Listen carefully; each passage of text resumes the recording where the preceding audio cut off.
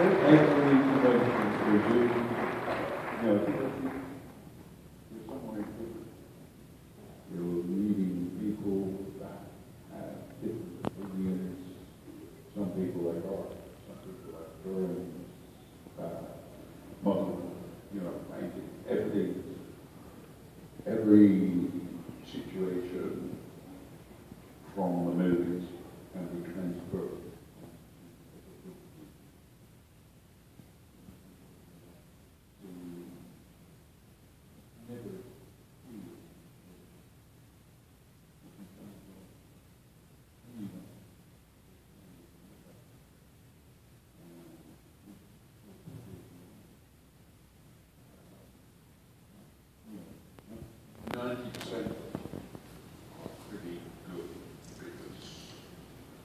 Do a character like that, you could have a little bit of skill.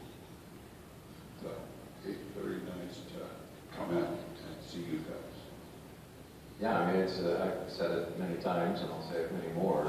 You know, if it wasn't for Star Wars and things like that, some alternate universe, Peter and I are digging ditches somewhere. So, and that's because of you guys. So thank you.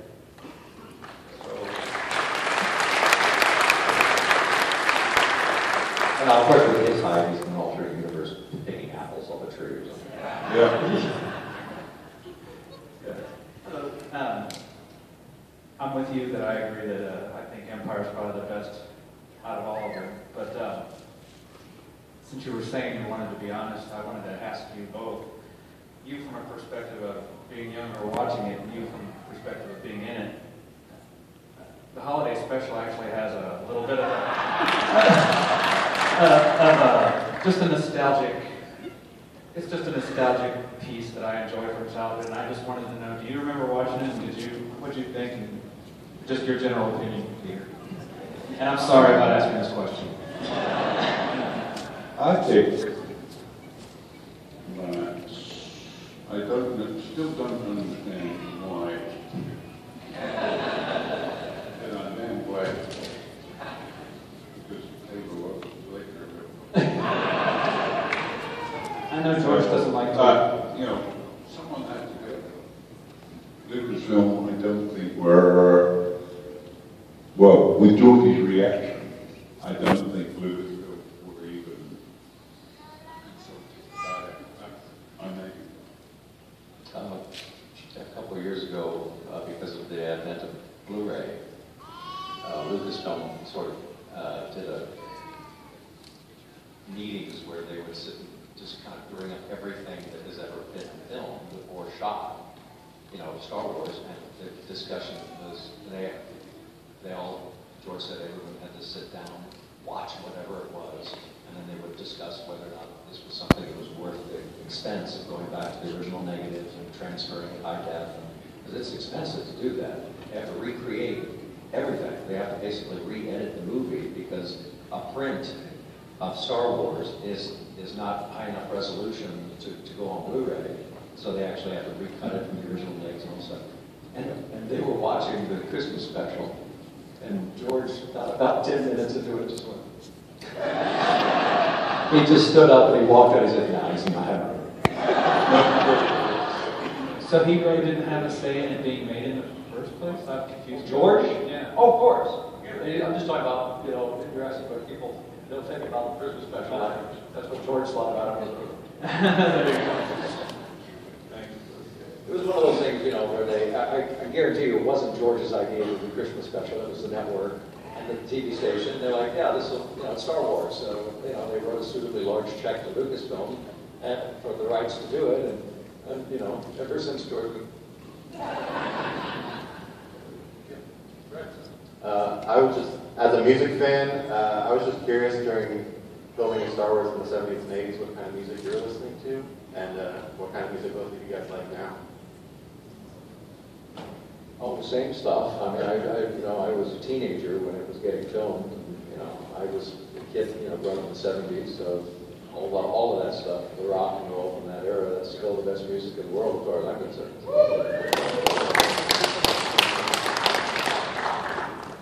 Hello, when you got Peter, when the Star Wars movies were being filmed, would you guys say that you were friends with Harrison Ford?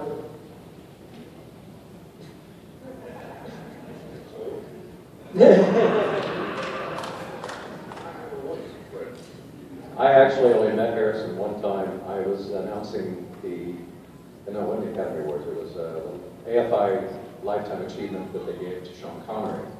And I was the announcer. And George, they were all there, people that had worked with Sean Connery over the years. And I was packing up my stuff and cutting across the stage. And, the curtains had been lowered. And George is standing there just by himself in an empty stage. And I thought that was odd. And so I walked up to him, and I didn't know if he knew who I was. I'd worked with him many times. I said, "Oh, I'm Tom Kane. I'm the announcer on the show, and I'm your Yoda." And he went, "Oh, yeah, of course." Yeah. And I said, we were about 3 or 4 episodes into the first season of Clone Wars. And I asked him, I said, "Is it going okay? Sound all right?" And he said, "Well, no, actually, I want to talk to you about that." I'm like, "Oh, okay. What's wrong?" And he goes, "Yeah, you sound too much like Frank does now." I'm like, "Well, isn't that what you want?" And he said, "No, I want you to sound more like F5 Frank." And I went, "Okay." Well, as I was talking this, I hear some voices coming up behind me. And I suddenly sensed that George is looking over my shoulder. And I just heard this, "Oh, come on, Indy needs a dad, we need to do it." And then I hear this, "I'm too old, I'm not going to do this anymore. I'm retired." And up behind me walks Harrison Ford, Sean Connery, and Steven Spielberg. And they're all standing there, and I realize that I'm suddenly now really in the wrong place. Because they're coming up to try to talk Sean Connery into doing Indiana Jones 5 or whatever, 4 or whatever it was. So I'm like, I'll leave now. But I sat there just sort of staring on these people around me, and I said, "You know what? I've got plenty of kids. I don't need these anymore. I'll trade one of them for a camera." But anyway,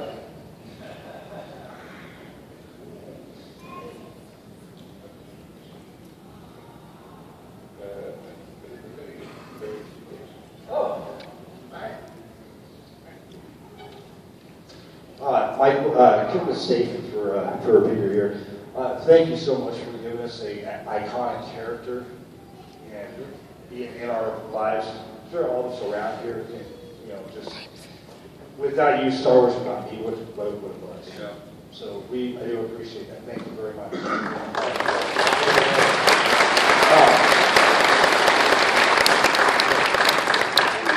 And Tom, my question is, how did you start in voice acting?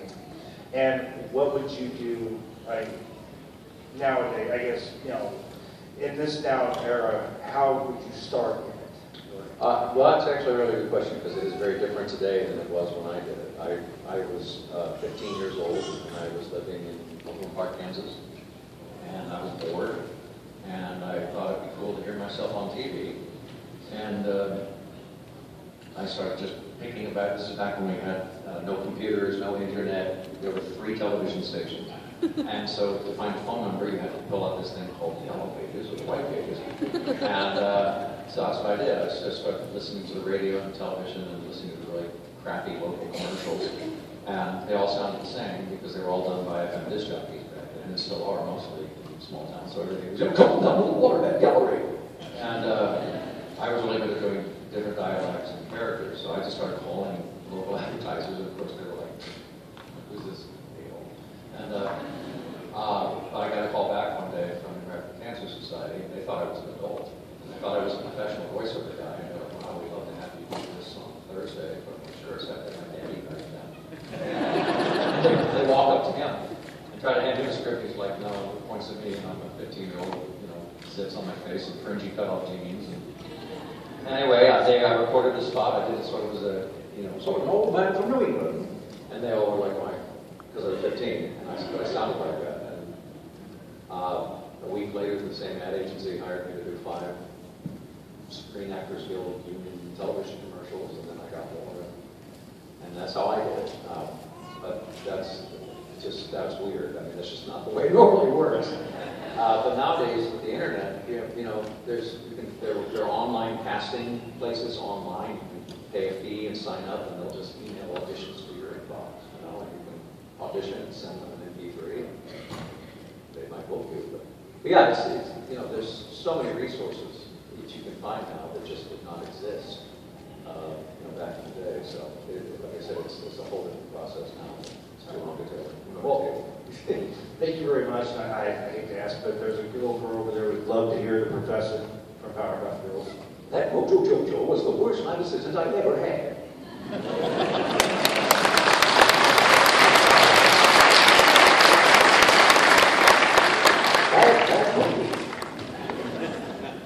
Okay, number one, that is awesome. Number two, okay, what's like being a part of a saga such as this one? Its length, its popularity, its classicness, like what did like working with George Lucas was like this whole big masterpiece? Well, again, we're two completely different experiences because he is saga and I'm a fan that turned into something. So, Dave Filoni and I joke about that all the time because a year before Dave was hired to direct Star Wars, he was dressed up as Plo Koon at a convention. So, and I think that's part of it. Yes. But I think that's partly why Clone Wars was so phenomenally good, is because that was the first time that a Star Wars project was headed up by a fan who was a fan first. And that's why I was saying earlier, I think you guys will be okay with whatever J.J. Abrams does because he's a fan. So,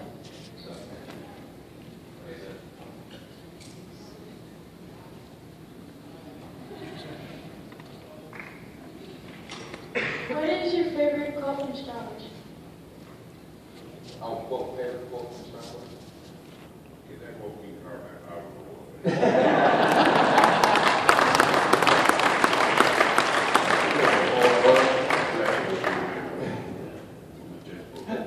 I suggest a new strategy. Oh, well, for mine, it would have to be, judge me by size.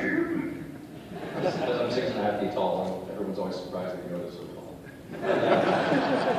Yeah, I like that a lot. My quote is for Peter Mayhew. The question I had is that at one of the largest peaks for Star Wars from when it was hitting its top with Empire and back in the classics, I know that they had a lot of things where they had to change things up to keep it secret. Like I think it was Return of the Jedi they called Blue Harvest.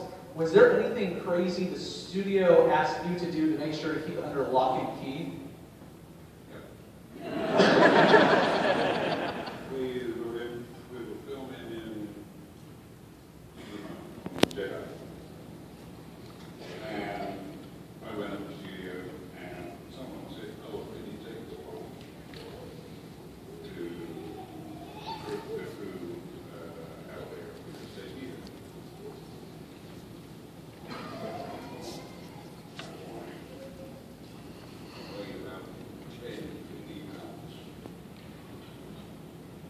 Okay, yeah. Like, the whole thing was going through customs. And, into Arizona. And we grew up, it was a fire truck. It was a fire, like a grill.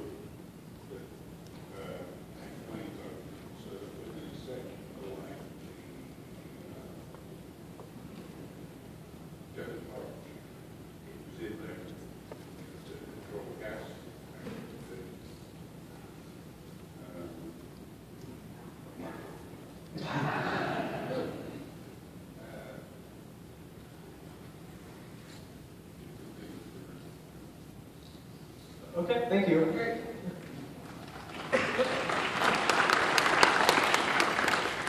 question's for Tom. There's already been one Star Wars Clone Wars movie that hit the theaters, and I was curious with the new Star Wars movies coming out. Has anyone heard anything about maybe another Clone Wars movie coming that might hit the theaters? Or I wouldn't hold your breath on that one. And again, those kind of discussions are way above my pay grade. there. So, you know, half the time, you guys hear about things before I do. So, you know, it's like Peter's story about, you know, the phone rings, and it's Rick McCallum and says, can you get on a plane tomorrow? Does he play Star Wars Online? So, you know, it's kind of the same way with me. Dude, that's a good question. They call me when it's basically all done, and like, oh, we're going to start. Oh, I can't ask him. I'm recording. I can tell you that. I'm recording. And the Clone Wars movie was not something George planned. That was not something. I'm holding a camera. Lucasfilm's idea, Warner Brothers. So George, in a way, was saying, it's unfortunate that that's the first thing people saw with the Clone Wars, because it was literally the first 3 Just episodes. say, my friend back there wants to know. So it was the first 3 scripts, the first 3 times we acted in, the first 3 times. So it was obviously not our best work. Because you're not happy. You don't, look, my hand is perfectly almost still. I don't trust you. So I really, I don't think there's any chance that. Yes, go. Because we've already moved on to a new project. So they really are taking it somewhere else. Thank you. Mr. Mankey, one of my favorite convention moments ever is right after Vector Prime came out. You were walking by R.A. Salvatore doing a book signing. He looks at you and goes, here's my arms, tear them out. and it's just, how much fun do you usually have when people mess with the script, or do you have fun? Why did you do that to me, you know? Well, Salvatore's answer was someone had to do it. It might have been, it might as well be him. Yeah. Me and my friend would like to know if you will guys play Star Wars Online.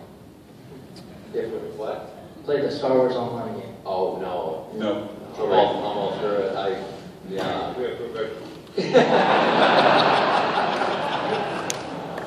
I get asked that a lot of times because of all the game work I've done, and I'm like, I don't even know how to turn the Xbox on. So,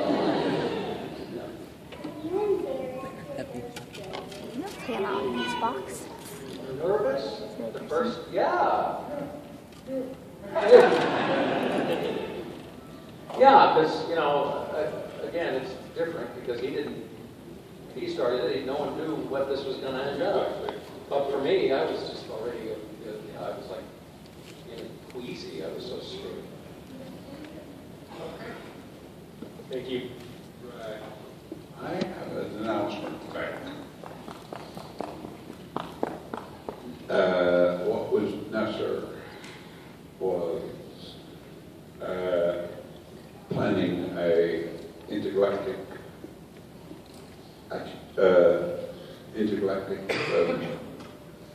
travel. So they looked around, they found an X-wing for travel intergalactic, but they also needed to have people on board to look after the catering and do what they do very cleverly. And 2 representatives, which I would love to have on stage. You know who you are. Come on, up here. And we'll have a big round of applause.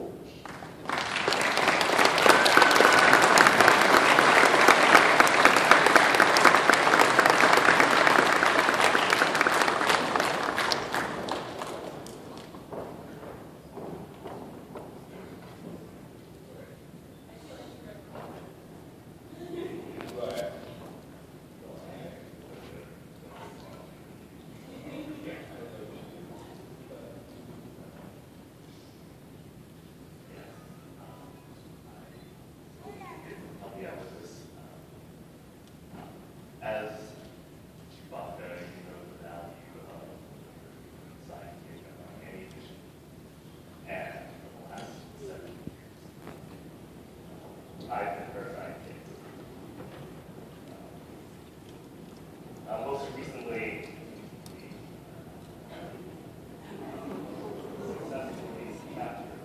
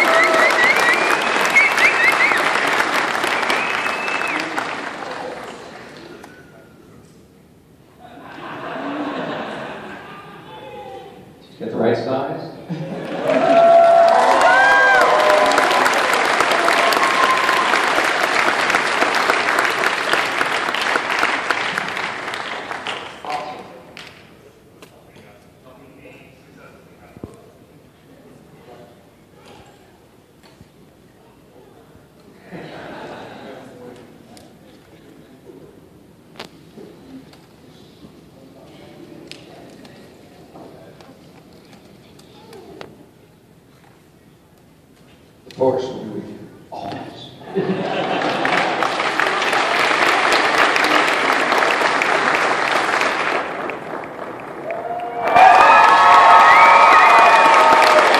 See guys, sometimes the nerd does get the hot tip.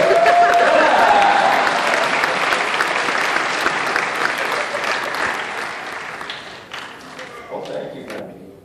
Keep coming. Any last question? We can take one, and then we got to get out of here. 30 seconds. And running. I was wondering earlier, when you said that there wasn't a project for Clone Wars, you sort of left that little open. Are you making an animated show that kind of ties into the new upcoming movie? No, it's not a Clone Wars project. Well, I know not a Clone Wars. Another animated project, and that's not a Clone Wars. That's, all right, cool. It'll give us all a new hope.